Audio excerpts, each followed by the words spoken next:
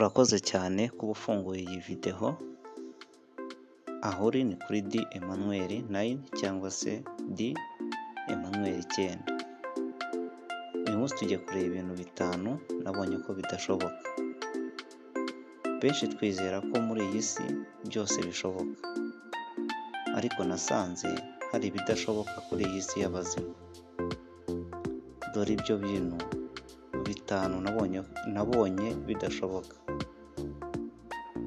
Ntushobora kubara umushatsi wawe, icyo ni icya mbere.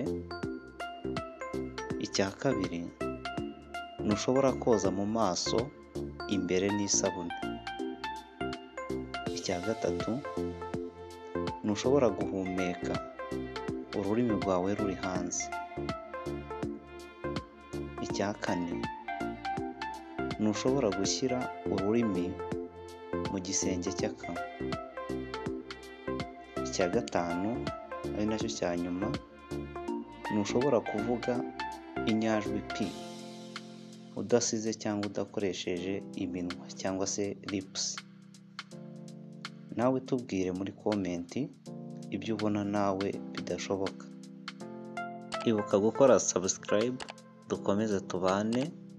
Mwari kumwe na Dusengumuremyi Emmanuel, naho ubutaha murakoze.